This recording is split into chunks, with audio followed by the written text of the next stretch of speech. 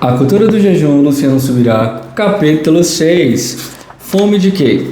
O jejum pode fazer aprofundar sua fome por Deus. A fome e o jejum espirituais têm um poder recíproco. Cada um aprofunda e fortalece o outro. Cada um torna o outro mais eficiente. Quando Jesus foi ao deserto, guiado pelo Espírito Santo, para ser tentado, a palavra fala, teve fome, o bicho apareceu.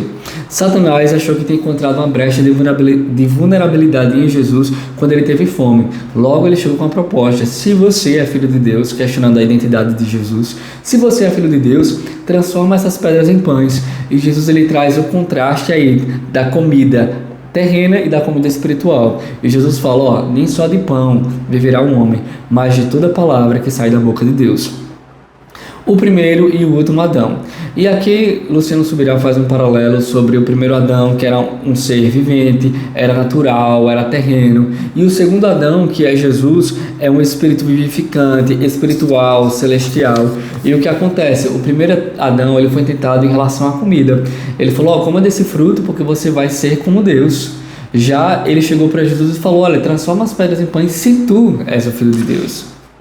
Reconhecidos os tais fatos bíblicos, não penso ser simples coincidência.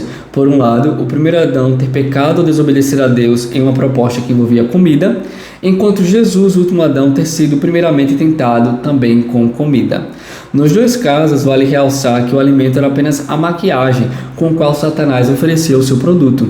O que ele queria de fato era levar ambos à desobediência, à quebra dos princípios divinos. E a comida, comer é o instinto mais primitivo que nós temos, que é um instinto de sobrevivência. Então ele foi ali, na raiz. Dois tipos de alimentos. Embora necessitemos dos dois tipos de alimentos e o alimento natural seja lícito, podemos facilmente ficar distraídos com questões naturais e encontrar-nos tão absortos por elas a ponto de perder a percepção daquilo que é espiritual. Ou seja, o natural pode concorrer com o espiritual. A parte que caiu entre espinhos, estes são os que ouviram e no decorrer dos dias foram sufocados com as preocupações, as riquezas e os prazeres desta vida. Os seus frutos não chegam a amadurecer, porque naquela parábola que o semeador saiu a semear e jogou as sementes, e umas sementes caíram em um terreno cheio de espinhos, um terreno cheio de pedras, em uma boa terra. E ele fala que quando aquela semente que caiu nos espinhos, ela não conseguiu florescer porque ela estava sufocada. E aqui ele traz um paralelo, que embora nós precisemos da comida natural, da comida espiritual, muitas vezes a gente não consegue discernir as coisas naturais da sua vida e as espirituais, porque a palavra que foi lançada no nosso coração foi um terreno tão cheio de espinhos, a gente está tão preocupado com as coisas dessa terra que nós não chegamos a frutificar. Fome versus saciedade. Jesus afirmou, bem-aventurado os que têm fome e sede de justiça, porque serão saciados, em Mateus 5,6. Essa fome e essa sede não são literais, é sentido figurado. A saciedade também não é apresentada exclusivamente na perspectiva da literalidade. Em João 6,35, Jesus fala, eu sou o pão da vida, quem vem a mim jamais terá fome, quem crê em mim jamais terá sede. Bem-aventurados são os que agora têm fome, porque serão saciados. Lucas 6,21. Em segundo lugar, a declaração. Ai de vocês que agora estão fartos, porque vocês vão passar fome. Lucas 6, versículo 25. Entretanto, ainda assim, as questões materiais, elas são delicadas. A relação do cristão com elas deve ser marcada por cuidado. Mesmo aquilo que não é ilícito proveniente de bênção divina, como é o caso do texto que analisamos de Deuteronômio, pode acabar enredando a alma de alguém que serve a Deus. Em Deuteronômio 8, 11 e 14 fala o seguinte, tenham cuidado de não se esquecer do Senhor, seu Deus, deixando de cumprir os seus mandamentos, os seus juízos e os seus estatutos que hoje lhes ordeno.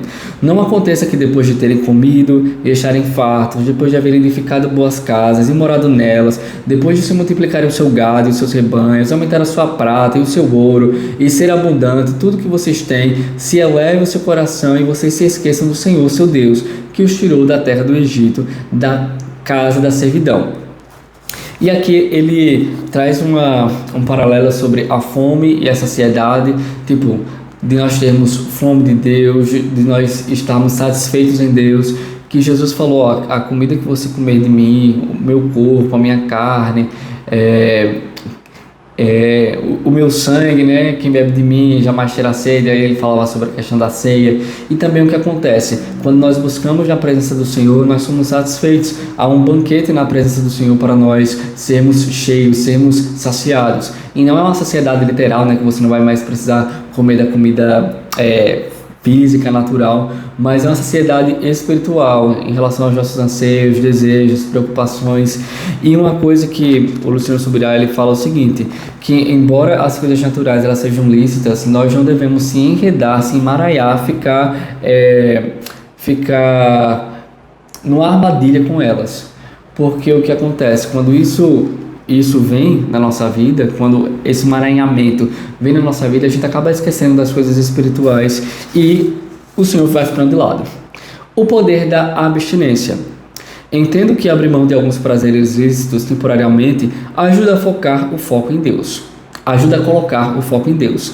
Se não o fizermos por conta própria, o Senhor pode levar-nos a determinadas privações. Elas possuem o poder de revelar o que está dentro de nós.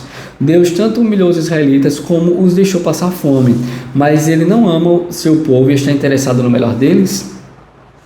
Justamente por amá-los é que Deus fez isso com os israelitas. Depois da humilhação e da fome, o Senhor lhes proveu maná.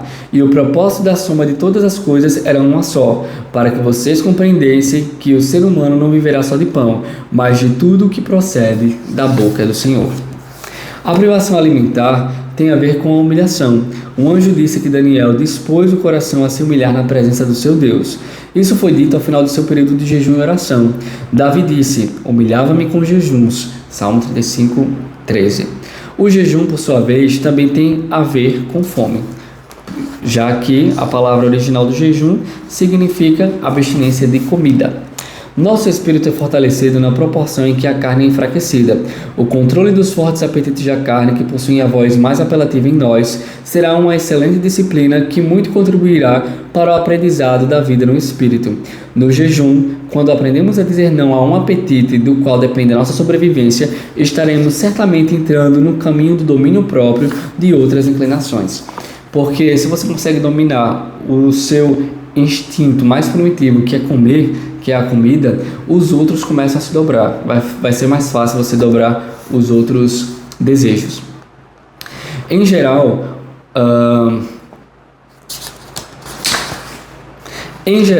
os votos que as pessoas faziam significavam obrigar-se a alguma abstinência. Qual é o poder da abstinência? Ela não é mística, dotada de poder próprio. É apenas um meio de despertar a alma para buscar saciedade nas coisas certas. Eu diria que funciona como uma espécie de lembrete. Seu resultado é garantido? Não. A verdade é que o resultado depende do coração de cada um. Mesmo submetidos à humilhação e à fome, recebendo o maná para compreenderem que o homem não vive só de pão, mas de tudo que procede da boca de Deus, os israelitas ainda preferiram a comida natural à espiritual. Os israelitas foram submetidos a um processo de 40 anos e ainda assim não se permitiram crescer. Cristo, com 40 dias de deserto, já havia passado na prova. Repito, as abstinências por si mesmas não garantem nada, mas quando são autoimpostas por quem possui a consciência correta sobre o seu uso e importância, a história muda. As abstinências são privação de coisas lícitas, não ilícitas. Abster-se de pecar é obrigação. O ato de comer não é errado, possuir recursos financeiros também não é. E certamente podemos dizer o mesmo da vida sexual do casal. Porém, todos eles são estímulos aos deleites carnais e, como tais, muitas vezes abafam a alma, entulham o coração, roubando-lhe a capacidade de percepção espiritual. John Piper afirma que, diante das ambições, a única arma triunfante é uma profunda fome por Deus. E emenda, a debilidade da nossa fome por Deus não é porque ele seja insosso, mas porque nós nos mantemos abarrotados de outras coisas. Talvez então a rejeição de apetite do nosso estômago ao alimento possa expressar ou mesmo aumentar o apetite da nossa alma por Deus. Porque o que acontece é como nós estamos cheios de entretenimento, cheios de desejos, cheios de vontades, na palma da nossa mão nós conseguimos fazer várias coisas ao mesmo tempo, nós somos multitarefas. É entediante, por exemplo, parar para ler um livro, parar para buscar o Senhor, parar para ler a palavra. É muito entediante, porque o nosso cérebro o tempo todo, só com um arrastar assim, a gente está cheio de dopamina, de uma bomba de dopamina no nosso cérebro, que faz com que a gente fique buscando cada vez mais dopamina, cada vez mais estímulo, e o estímulo que nós tínhamos antes já não é mais suficiente para agora, e a gente sempre fica buscando por mais e mais. Logo, a nossa fome e o nosso anseio por Deus diminui. Como diz a Ana Paula Valadão em um espontâneo da Canção do Amor, ela diz o seguinte: você quer ter fome por Deus, faça morrer todos os seus outros apetites. Você tem fome por televisão, por YouTube, por série, por Netflix, mas não tem fome pela presença, faça morrer a sua televisão, faça morrer a sua tela. Você tem fome de prazeres, amigos, eventos, coisas sociais, fique a sós com Deus, mas faça morrer a concupiscência, o desejo do seu coração. No mundo ocidental, os arranjos de Satanás têm produzido uma sociedade material, humanista, culta e pós-moderna, constituída sobre a suposição cética e cínica de que as distrações mais superficiais da vida são, na verdade, a soma total do nosso propósito. Assim, passamos os dias exageradamente estimulados ao ponto de chegar à insensibilidade. Ironia das ironias, uma era de glutões, tolerantes, viciados em divertimentos e tweets, e repleta de desejos ilícitos, produziu a safra de gente mais entediada e entediante. É por isso que o jejum é mais importante agora que em outras épocas. Quando nossos dias são marcados por excessos, carecemos da paixão pura da fome. Se nós queremos crescer a nossa fome, nós temos que passar por um momento de abstinência. E é isso aí, pessoal. Sejam abençoados na prática da palavra. Valeu, partiu. Até a próxima. Vamos lá!